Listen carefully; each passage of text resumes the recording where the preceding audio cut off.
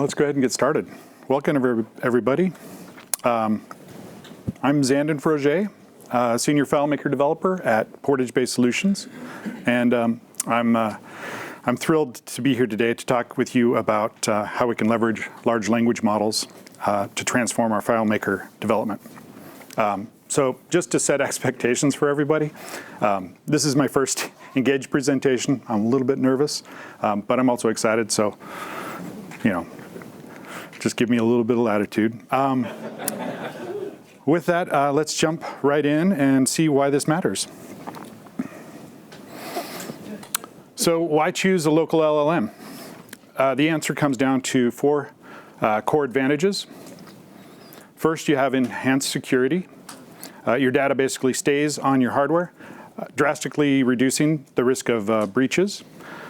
Second is cost efficiency. So you can say goodbye to the unpredictable usage fees and embrace a more manageable and often lower total cost. Third, you have complete control. Say goodbye to you have complete control. You're in charge. You decide how your data is used and who has access. And finally, you have improved performance. Local processing means lower latency and reliable operation regardless of internet connectivity. These are the four pillars from the foundation of the why local LLMs are a game changer for FileMaker development. Some quick questions. How many of you in the audience are using local LLMs or using LLMs in their FileMaker solution? So we got a handful of just a couple. Great. How many would like to but aren't because of security concerns? So it's another small handful. Okay. Well, with that, I'm going to jump into a demo so you can get an idea of what we can do in FileMaker. And I'm sure if anybody else has been attending the other AI talks that they'd had a chance to see some really cool stuff that can be done in AI in FileMaker. Everything that I'm going to show now is actually using local LLM. Give me just a second to switch over to a demo.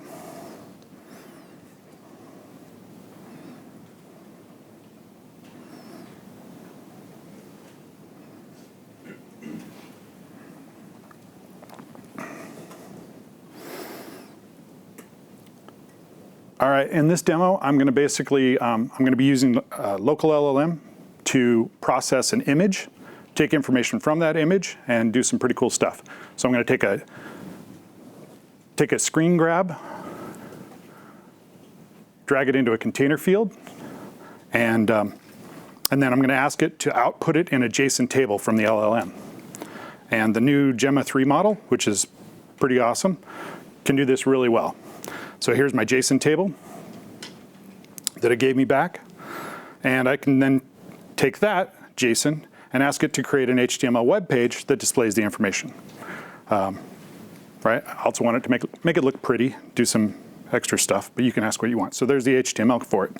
So now I've got, from just the image, I can create and display that in a web viewer, and all of that information is accessible because it's in that JSON object.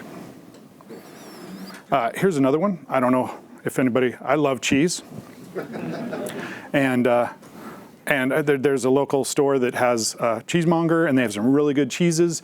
And, as we look at different products and stuff, this is a great example of different things that you can do really quickly to gather information. So in this particular case, I says, what can you tell me about this cheese? And what does it pair well with? So we'll go ahead and send it off, and it's going to give us back a markdown language of its response. We can convert that into JSON, and then we can open it in a web browser, or a web viewer. It's letting us know that it's raw milk, Manchego cheese, yay, it's really yummy, right? About Manchego cheese, it's protected designation of origin cheese, meaning it has to be made in a specific region of La Mancha, Spain. Lists out our flavor profiles, nutty, pairing, what we want to pair it with. It's nice wines, fruits, honey. I love it with honey. Drizzle the honey on it. It's really good. So if you like cheese, all that from the image. Go to our next example. I have some homework for one of my kids. This is hand drawn. What are the answers to the questions, is what I'm asking the LLM. Goes ahead and processes it, and now it gives me solving the equation. Step one, we distribute it, then we isolate the terms, isolate the constant terms, solve for m, and then the solution of the equation is -8. So really helpful for being able to, just from the image, parse it, and then do calculations on it, and then return results however you need. This is another one for a client. Could we save questions to the end, or did you need me to speak louder? I will try. I will try. Thank you. Thank you for letting me know too. Sorry. So one of our clients, they actually distribute a lot of product in the grocery stores, and they do a lot of chocolates and different things like that. And this is one of those. This is a Seattle chocolate bar, and they have these images in their FileMaker database, and they want to be able to generate marketing information on all sorts of stuff, but they don't want to have to write all that. Well, now that you can do this with large language models, you can do some really cool stuff. So I ask it to transcribe the image and only the text, and it gives me the output. And now you can see we've got Seattle chocolate bar, the tagline that's on it, all the nutritional information, the ingredients, any allergens it might have, certifications, company information, even a website with a clickable link, and the barcode at the bottom. So really nice structure. All of this was done in FileMaker using the local LLM.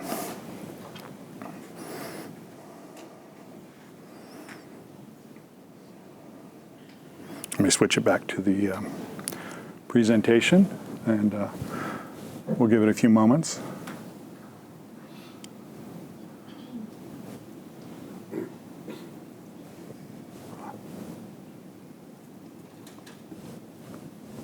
All right. So why would you want to use a local LLM? Well, here's the crux. Businesses need AI, but cloud-based AI comes with some serious trade-offs. We're talking about compromising data security, losing control and facing unpredictable costs. 34% of generative AI workloads in cloud environments are classified as presenting a severe or critical security risk. A recent report in Generative AI News states that 72% of IT and financial leaders agree that generative AI-driven cloud spending is becoming unmanageable. Let's break this down into 3 critical challenges. First, we have data security. You're handing over your control when you send your data to the cloud. Second, cost and vendor lock-in. It's a pay-per-use model, it can spiral, and it's hard to get out. Third, industry-specific problems. Every industry has unique needs, and a generic cloud solution often doesn't cut it. To illustrate this, let's use an analogy: renting versus owning. Thinking of the cloud AI like renting, you have your monthly payments, you have no changes that you can make, no major changes. You have to get landlord's permission to do anything, and it's someone else's rules, basically. You have restrictions. All of that versus local LLMs are like owning. You have an upfront investment, but you can customize to your needs. You see the rules, and you have long-term cost benefits. This highlights how these challenges create a perfect storm. So what's the result? Companies need AI out of necessity, but there is a cost barrier, and they find it expensive. And it's risky, so they worry about the security. With things like vendor lock-in, they feel trapped. It's like the perfect storm. Let's take a closer look at data security. It's about sensitive data exposure, limited control, and compliance risk. Think HIPAA and PCI DSS. Violations are costly. And these aren't just theoretical risks. Let's look at a real-world example. In January 2023, Yum Brands, the parent company of KFC, Pizza Hut, and Taco Bell, suffered a major ransomware attack that exposed personal information belonging to U.S. employees, including names and driver's license numbers. The impact, it led to the temporary closure of approximately 300 UK restaurants. These types of data breaches erode customer trust and brand loyalty. The company has faced class action lawsuits from employees alleging privacy violations due to this breach. This underscores the risk of sharing data with third parties. This leads to a chain of concerns, including cost and vendor lock-in.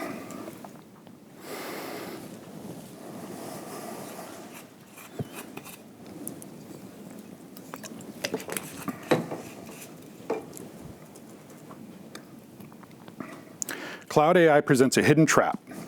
Escalating costs and vendor lock-in. You face high fees. You have complex cost management. You have little flexibility, and it's difficult and costly migration. Just imagine 100,000 calls at 2 cents each. That's $2,000 a month only for API access. That doesn't include data transfer, storage, or other fees. This creates a vicious cycle.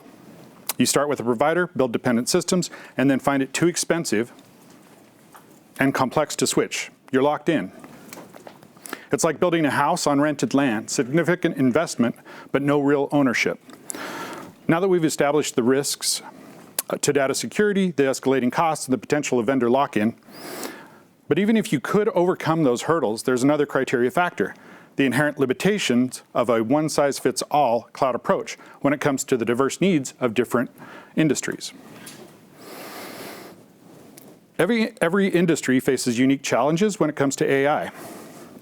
Healthcare and finance have incredibly strict data regulations like HIPAA and PCI DSS. Everybody familiar with that? It's a payment card industry data security standard. Manufacturing needs real-time processing for things like quality control. Remote locations, they often struggle with reliable connectivity issues. And across many industries, the sheer complexity of integrating AI into existing infrastructure is a major hurdle. But local LLMs offer a powerful solution to each of these hurdles. For healthcare and finance, data sovereignty is key. Local LLMs keep data on-premise, ensuring compliance. In manufacturing, low latency processing becomes a reality, enabling immediate response without relying on the cloud. For remote locations, offline capability is crucial. Local LLMs function perfectly even without an internet connection. And finally, local LLMs offer simplified management. You can tailor your needs. Sorry.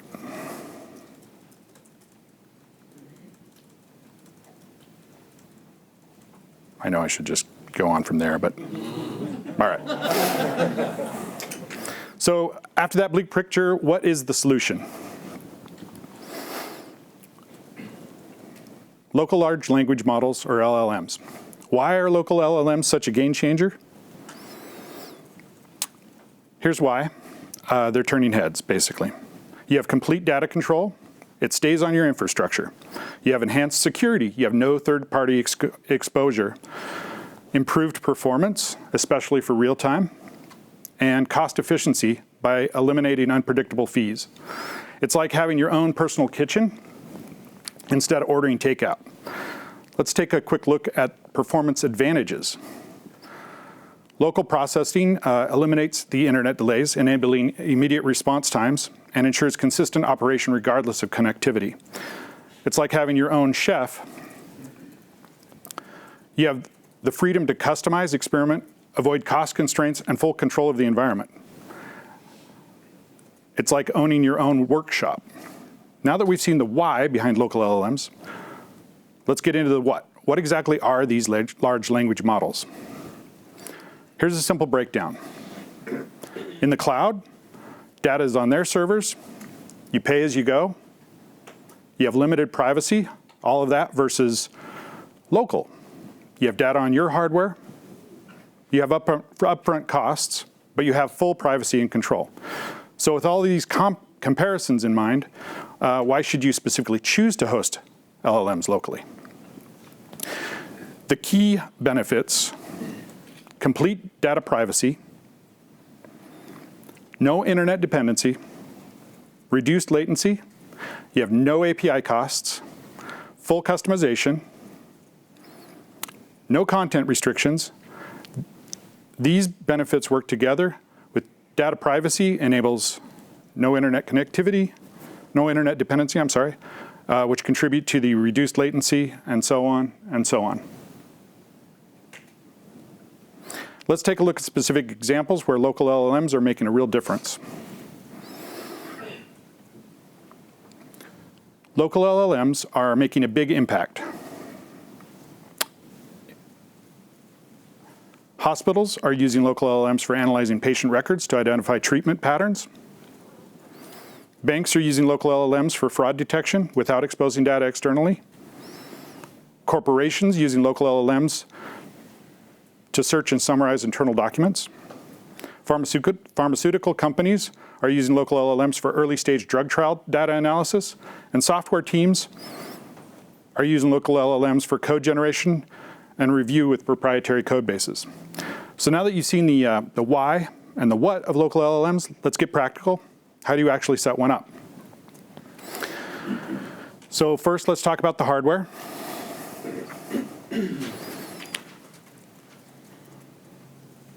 For entry level, you're going to want about 16 gigabytes of RAM to start. You need a good multi-core CPU. You need a fast SSD. And that's all just to start. For more advanced, you want to start at about 32 gigabytes of RAM. And you want to have a powerful NVIDIA GPU.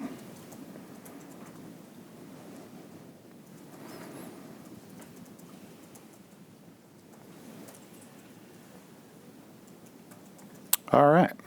Now that the exciting part, now it's time for the exciting part, basically. A live demo, well, sort of live. I'll show you how to integrate FileMaker with a local LLM.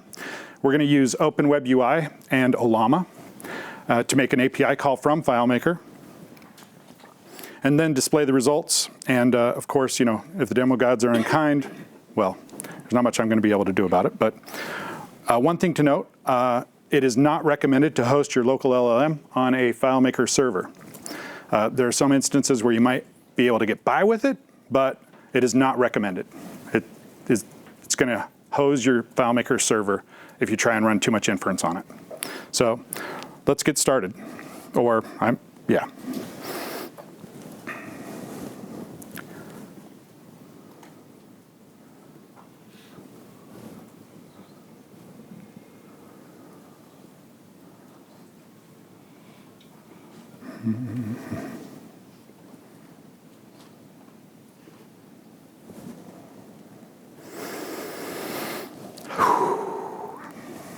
All right, I'm still nervous. That hasn't gone away, just so you guys know. All right, so we're in our FileMaker solution, and I'm going to take that an image and drop it into, oh, this is the demo, I'm sorry.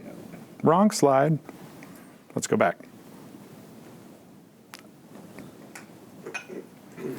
So to install a good solution for installing to run the inference, there's an application called Ollama that I think is really good. Real quick question.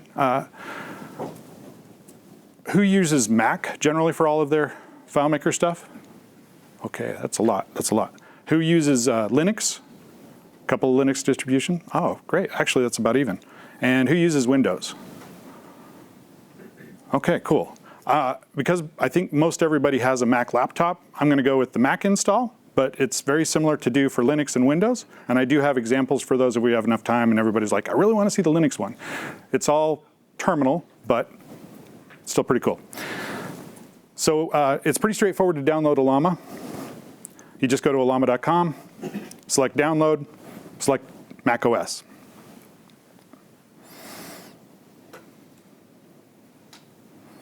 Takes a few moments to download, and select it, open it up,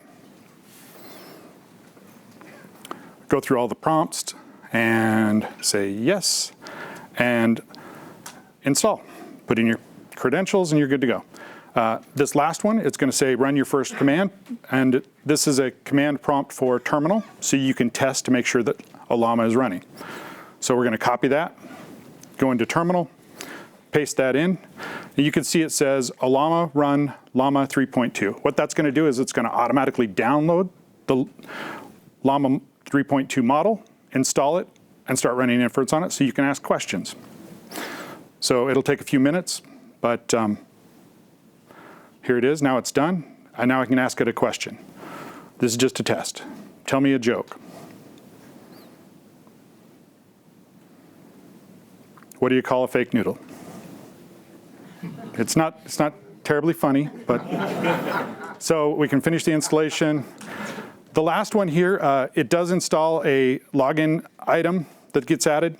All right, so it's going to automatically restart or launch on restart when you restart your Mac, which is important to note, especially if you're going to remove it later.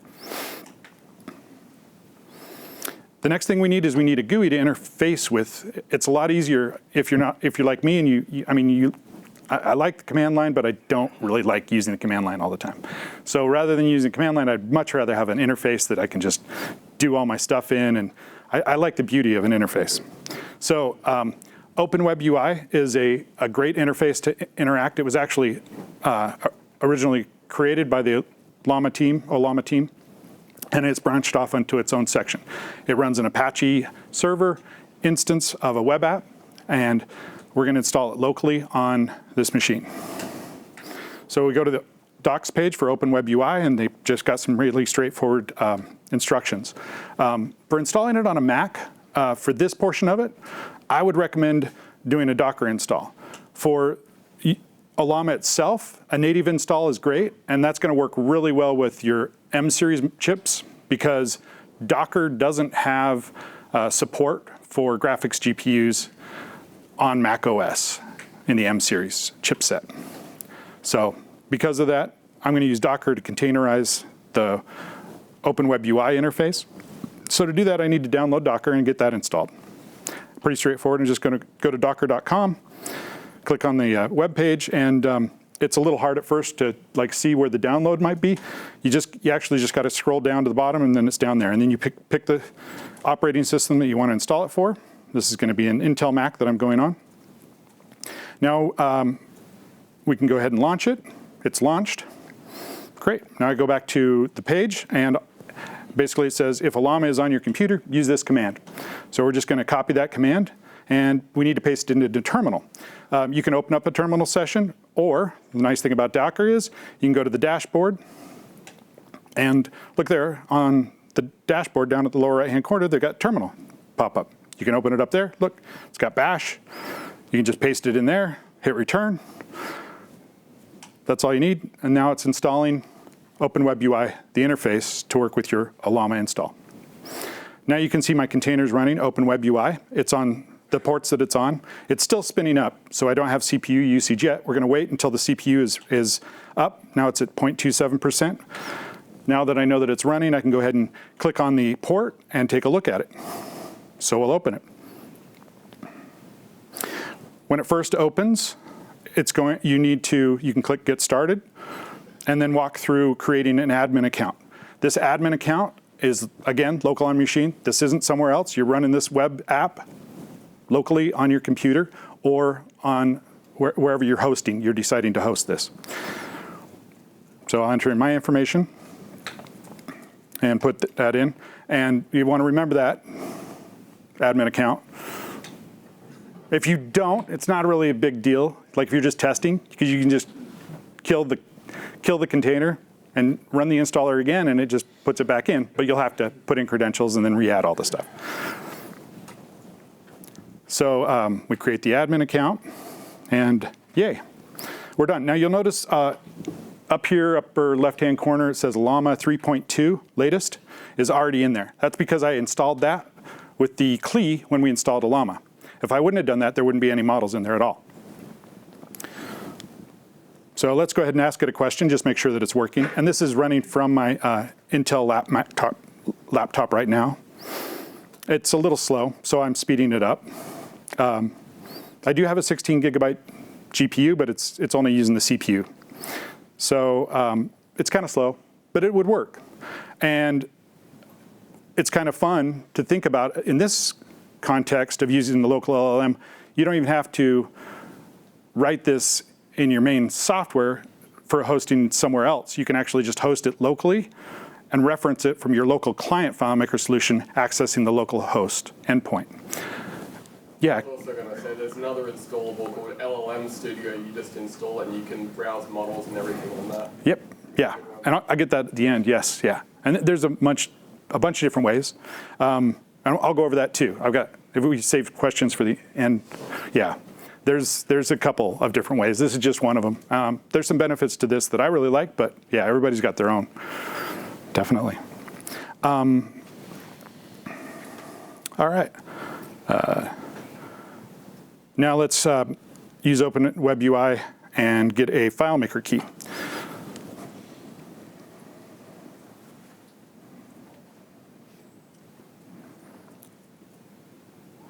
So we're back in the FileMaker solution that I was showing before. And I'm going to go ahead and go into my Open Web UI page because I can run it from a web viewer inside FileMaker. And I can have all the interaction there. I don't have to actually have it in a web browser outside of FileMaker. And I want to grab a key, so I'm going to go down under Settings and select Account and then Show API Keys. And you've got a JWT token if there's something you build that needs that. For FileMaker, we want an API key. When you first do that, it's going to be a little toggle switch. You just say on, it'll display, and then you can copy just like this. So you copy that API and go ahead and save it. And since we're in FileMaker, we can go ahead and install go into our scripts. And I like to store my variables like this into a global file or a global script that I set. So there's the API key, and there's my LLM host, and you'll notice I'm exposing that API key, but I'm not worried because this is still live, but it's within our VPN, so you guys can't access it unless you're on our VPN. So John and Joe, don't go in there. I mean, you can go in there, do whatever you want, really. All right. So now that we got that, we're just setting those API keys for the calls. The setting up of the actual scripts functions that are going to be integral. You can do a lot of complicated things to do curl calls to interact with the LLM. The first part that we need is we need to have the data that we're going to pass into the curl call. So in this instance, we're going to set some JSON elements for that data variable. We've got the model, which is global that I set for our LLM model. We've got the role, which is user. We have content. We have content when you're submitting an image, because I want to use Gemma 3, which has multimodal capability. I want to submit an image to it. I need to base64 encode that image, and then I would put it in there. And then I've got the content index 1 is the prompt that I'm going to pass it. And there's an example, if I'm not doing image-based, just below that, of what the actual JSON object is that I'm going to actually want to store in the data. And of course, it would have the image-based 64 in there if I need to do vision. But that's how you write your data variable. So from there, we need to set our URL. And URL, in this case, because I'm hosting locally and I'm hosting it at an IP address, it's an HTTP address. It's going to, the endpoint is API chat completions, really straightforward.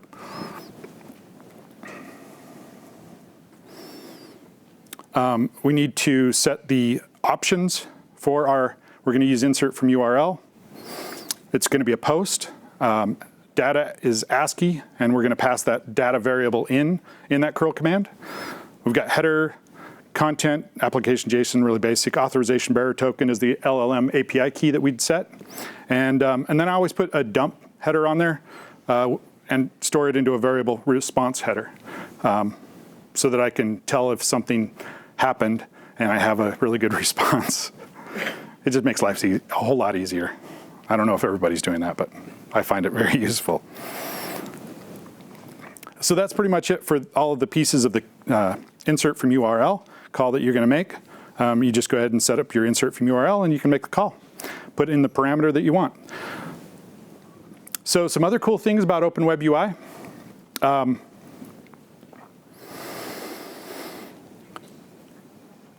because I've got this in FileMaker, let's say I wanted to give all of my Office users access to this interface so that they could use these local LLMs. I'm not paying for anything. I've already hosted it, so why not make it accessible? Well, OpenWebUI gives you a really cool feature where you can do that. You can go under Users and add users. And then you can set groups for the users, tell them what permissions that they have, and it's got some really fine detail about the different types of permissions that you can set for the users. The analogy I like to use that I saw recently in a YouTube video was for your family, when you're needing to share your LLMs with all of your family. If you're like me, I'm paying $20 for ChatGPT, $20 for Claude, $20 for Perplexity, $20 for Gemini, $20 for GitHub. It adds up. I want to give my kids access to that, or if it's a company, you want to give that to your employees. You can actually access through API those endpoints from within OpenWebUI as well, and you can control them really strictly. So you don't have to only use this for local LLM, but you can put everything down tight so none of the users would have access to anything other than your local LLMs, but your development team, who maybe needs to ask some more complicated questions, can make those calls.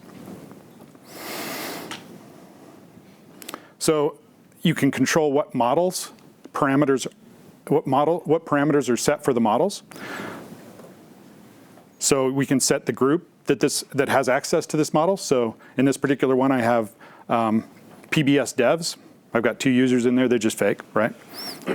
They're the only people that can access this model, so nobody else would be able to see it. You can control model access for whoever that you give user access to. You can also set guardrails in place for their interaction with that model. So let's say I want to make sure that they're not goofing off and asking random questions. I can put constraints in place to set a system prompt that says, keep everything work-focused, stay within the HR guidelines. For my kids, don't do their homework for them. If they ask you about homework, offer teaching advice on how they can do their homework, right? You can put guardrails in place to help control what they're going to have access to. And there's a bunch of other features in here. Database configurations, pipelines, so on and so forth.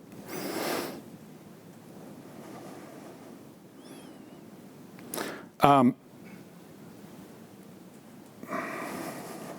accidentally started it again.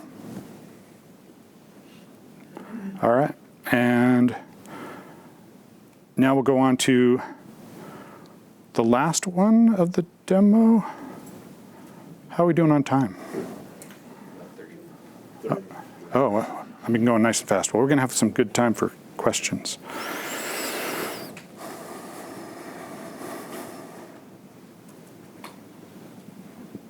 All right, so here is a vanilla install that I didn't install to start with. So I wanted to show you how, if you're just using OpenWebUI, how to install a model. Type in the model that you want to install. In this instance, we're using Llama 3.2. And you can see here there's a pull command underneath that, pull Llama 3.2 from ollama.com. We'll click that and it'll automatically pull it, start downloading it, install it, and make it available. You can find all of the different models that are available for Ollama on the Ollama website. Just Google search Ollama models. So we're installing Ollama 3.2. We need to refresh the browser for it to show up. Now let's test it. I've got 3.2 selected. I say, tell me an interesting fact about Rome. And it gives me a nice response. And it's nice and fast. So now let's add another model. Let's add it in Gemma 3. Super easy. Gemma 3, start downloading, it pulls it. Now it's installed. Well, now it's installed. Refresh the browser. And now you can do something even cooler. And this is why I recommend this for your front end. Is you're going to need a way to test different models so you can figure out what model is going to work best for the FileMaker whatever FileMaker calls you need to make. And they have a really cool feature in here where you can select a model, you can add another model, so I can select both of the models, Gemma 3 and Llama 3.2. And I apologize, I keep saying Llama because it's, LLM, and I get confused mentally when I say it, but anyway. We can select those two at the same time. Now I'll ask it a question. Tell me an interesting fact about Austin. And you'll see both of them are going to process at the same time. And it's going to give me two separate responses. This is super handy when you're trying to figure out which model you want to use for running inference for your FileMaker solution. You can test all of your calls beforehand in OpenWebUI, and then you know what your responses should be. And then you can go into FileMaker when you write your script. You can test it again, make sure it's still good. Anyway, and you can download tons of different models and practice, and super handy. And all right, so because I did Gemma 3, I'm going to drop an image in there, and I dropped the image in there, and I'm going to submit it just to let it figure out and tell me what's in it. It says, here's a breakdown of the image you sent. Overall, it's a promotional graphic for a webinar, right? Some key elements, and it breaks out all of the key elements.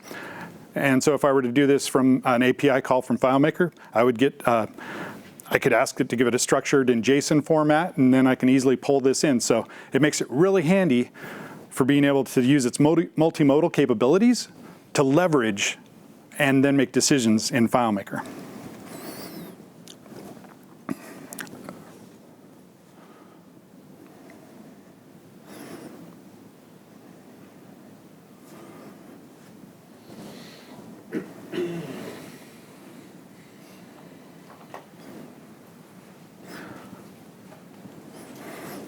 All right.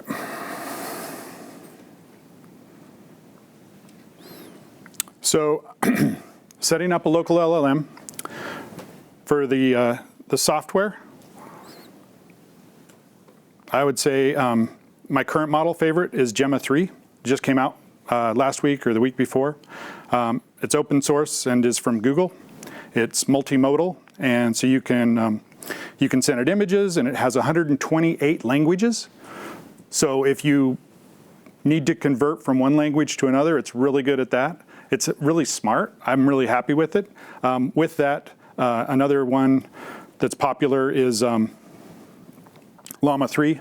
It's versatile, but it's kind of gone to the back burner now that I've been using Gemma 3. So if you're not happy with those, wait maybe a week, maybe 2 weeks. They'll come out with another one that's going to be better, and it's the worst that we've got right now for LLMs. I got to be honest with you.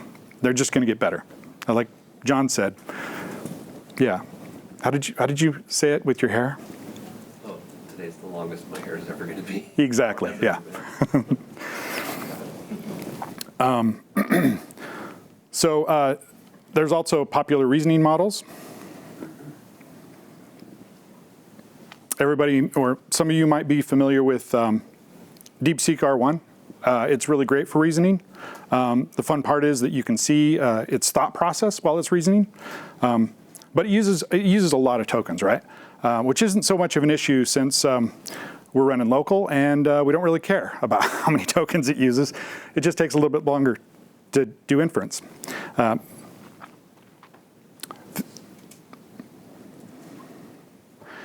Another one is QWQ. That comes in a 32 billion parameter model.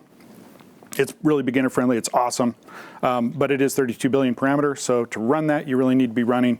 You generally need to, as a really loose reference, double the amount of parameters that this is a 32 billion parameter model. Double that is about how many gigabytes in GPU processing that you need. So you need probably a 64 gigabyte system. Also keep in mind that these are all Llama models. You can also use the Hugging Face models. If you do the installation that comes with FileMaker Server, Wim DeCourt actually has a great video where he and Ronnie Rios, they made to walk you through that process for installing, to install that. So let's move on to software. For the deployment, FileMaker Server 2024, as I just said, now comes with a package for installing a mini Conda environment that uses the Hugging Face tensor framework. Llama has an executable file that makes the install simple and supports Llama-based models. As you had mentioned earlier, LLM Studio is a desktop app with simple installation and complete package, including a GUI. GPT for All also provides a single binary installer and is geared for CPU-focused, privacy-concerned users. And there's going to be more. These are just what I think it is right now. But again, it's going to change. You give it 6 months. So now let's move on to the heart of the matter, integrating into your FileMaker solution. So to connect, you're going to need API endpoints. FileMaker Server package leverages the Fast API framework. Llama provides a CLI, command line interface configuration, and API endpoints with its installation. With that, you need an additional GUI and API key management provided by the hosting of an Open Web UI instance. LLM Studio has an intuitive GUI with the built-in server mimicking OpenAI's API. And GPT for All provides a polished desktop GUI, CLI, and REST API endpoints that are all built in. In all of these instances, security is crucial. You want to think about 3 layers of protection. You need your network layer of protection to create a secure perimeter using on-premise hosting and VPNs. You need an authentication layer, verify identities with TLS, certificates, and API keys. And then for data protection, it is worth considering some sort of guardian module, like using a dedicated module like Azure Sphere or to encrypt and manage sensitive data, ensuring that secure data processing and transmission is being handled properly. So now let's see how this integration can be used in a real-world scenario with FileMaker. Here's where it gets kind of practical, right? You can implement intelligent search with natural language. If you've been to any of the other AI events during Engage, you've probably seen some really cool stuff about doing intelligent search. You can automate content generation for emails and reports. You can create natural language interfaces for chatbots, i.e. an image. Imagine asking, show me all the projects John worked on last month, and then email the results to me. You can do that all within FileMaker, right? And these are just a few examples, but to make these work effectively, there are some best practices to keep in mind. Some best practices is to tailor your LLMs, start small, iterate, and monitor them. This brings benefit by enhanced apps, competitive differentiation, and future-proofing. The return on investment for developers, faster cycles, new revenue, happier clients. For industries, efficiency, security, and cost savings. Let's bring it all together with some key takeaways. To conclude, local LLMs are a powerful way to integrate advanced private AI into FileMaker. It's more straightforward than you think, and the impact is undeniable. I encourage you to explore the resources and join community groups. And with that, let's open the floor for questions. And yeah, okay, great. Give me just 1 second. You spoke about... It doesn't go through the intercom. It's actually being recorded for the... Oh, okay. You spoke about the price, the cost, 2 cents. What is a local LLM cost? If you're hosting it on your computer, you don't really have any cost other than the computer you already have. If you're hosting it, whatever service you're hosting it on, really. So if you've got it on a Mac Mini in your office that you're running it off of, which I know a lot of people do that with FileMaker servers, that you've got the cost of that Mac Mini. You don't want to run it on the same one as your server, so you'd add a separate one. You may have like an older GPU laptop that you could use. For production, though, I would generally go with some other provider for the hosting of like an EC2 instance or GCP, and host it in one of those cloud services where you're in control of those instances. But yeah. You showed the possibility to have 2 models together. Is there any way to train a third model based on the choice that you select between those two. So you generate these two answers. A human being is gonna tell, okay, I prefer the second answer, and the third model is gonna, merge the best of the two words. Yeah. So he was asking if there's a way to train the model based on the input from OpenWebUI. In OpenWebUI, you can actually give it a thumbs up and increase its rating to let you or whoever's admin know how the ranking for the different LLMs are for your instances. So you can tell which are the better ones, but it doesn't have any way to automatically do that behind and then go ahead and it doesn't have any way that I know of to train the models. You would have to do that independently, but you could probably create enough output to be able to train it for whatever it is that you're looking for. This is really a dope question. Sorry. Oh, sorry, back here. Yes. With the new version of FileMaker that's coming out in the server admin console, they have these tools for working with LLMs. Yep. Can you explain exactly what those tools are doing? It's still not clear to me.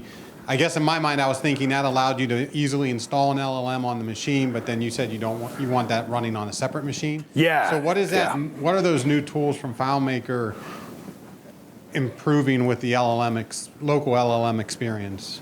Yeah. So I have not seen that. Hasn't been released yet, but when it does, it's my understanding that you'll be able to add LLMs in there and reference them from the server to do different tasks.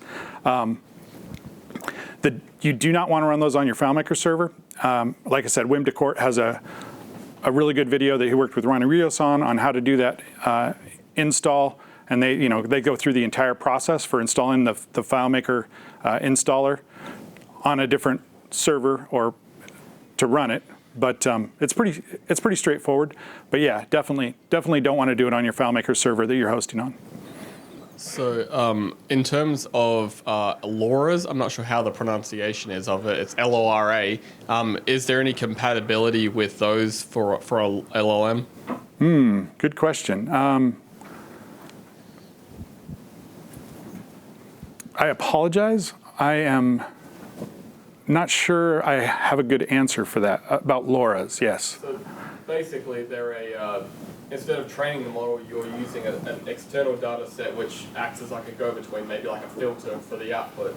Yeah. So I was wondering if there was a way to. I believe there is in OpenWebUI, but I'd have to look at it closer. I haven't gotten a chance to experiment with that. If the LLM you're using, like Gemma, doesn't recognize an image, can you train it to recognize a particular image? Yes, you can train it. Whether or not OpenWebUI does that, or you'd have to do it with some other command line type of training. I haven't done a lot of training, so I'll be honest with you. I haven't explored that avenue. That's my next exciting adventure is training. I've trained other machine learning models, but I'm not sure exactly. I think it's a pretty easy process from what I understand, but I don't want to quote anything and say it incorrectly. So, of course, my question is about training. Yeah, of course, yes. And maybe you don't have an answer, that's fine, but maybe you've thought about this and know enough to give me an answer without direct experience. I'm imagining that maybe I race a few different models against each other, compare their outputs with my client's specific needs, specific use case.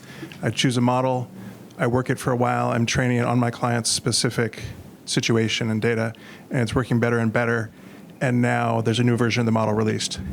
Am I compartmentalized into a choice where I either jettison this training that I've developed to adopt the new model, or is there a way to kind of port that client-specific, context-specific work I've done to improve Gemma, my experience with Gemma 3, into adopting the benefits of Gemma 4? Sure. So just to reiterate his question, if he's asking if he trains a model and then the model gets upgraded, is all of that training lost? And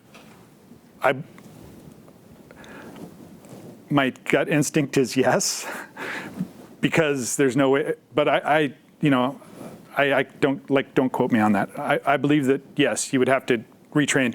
But the good part is you have all the training data that you used, and so it's just a matter of running the inference for training. So maybe I could automate that training. Yeah. Having stored it. Yeah, and I'm sure that I am positive there are apps that make that a lot easier, command line tools that do that. And I think Ollama actually has it built into the CLI for training. So, yeah.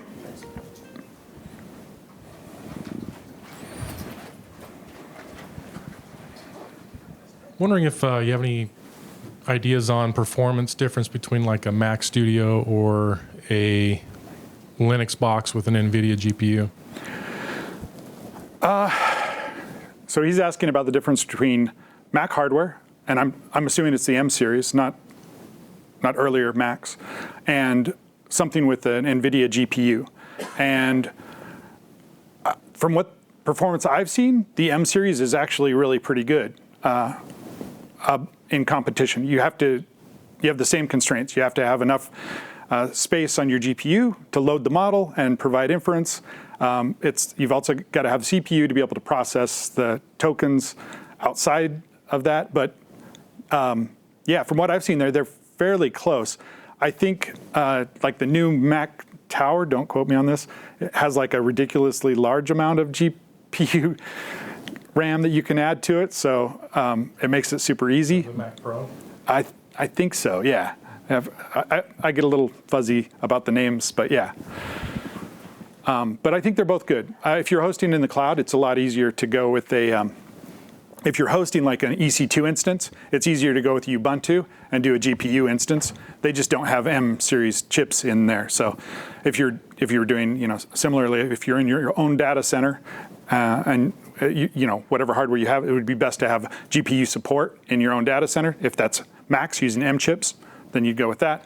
If it has NVIDIA GPUs, then you go with that. I'd have to see some comparisons. I don't know that there's a lot of difference currently from what I saw. I was thinking it was like, oh, I've got an NVIDIA GPU. It'll be so much faster. And then I've been watching videos and learning about it, and it's running really fast on the M series chips. So they're doing some things really right. I guess the question is about your data in interaction with the LLM. So you got to the point that you got the LLM installed and you were setting up the variables to make it run, and then you were going to do the analysis of your data. Do you have to start by only looking at the data that you've already done the vectors on? Or can you just, let's say I've got, I'm a service company, I got service tickets, and I've got fields, on all 10,000 tickets. Do I just run it on that found set, or do I have to vectorize all those tickets first and then run the LLM on the vectorized containers on all those records? Am I making sense? Yeah, so just to reiterate his question, he's asking about, see if I get this right. He's talking about using FileMaker's semantic search. Yeah, thank you. So is that different than this? I guess I'm kind of... And how to load into that semantic search to utilize that in FileMaker. So you're just creating the vectors. So a lot of the large language models, you can create vectors from sending in the text. So you could use Ollama 3.2. You could use other models.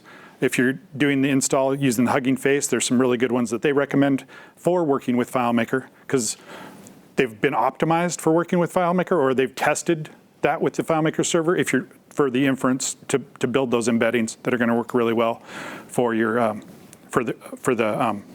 you said it again, I apologize. Semantic search, thanks. Yeah.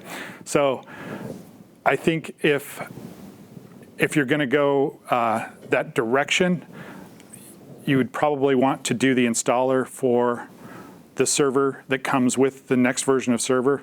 It's actually in the current version of FileMaker server, but follow Wim de Kort's piece to install that so that you're getting the benefit of those core values from Hugging Face models.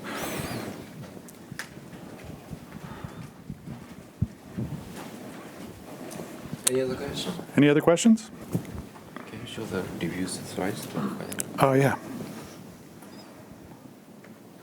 All right, well, thanks you everybody. Here's my contact information. And if you have a moment, everybody at engage sessions are asking for you to please rate my session, of course, and let me know, give your feedback on it. And with that, thanks, everybody.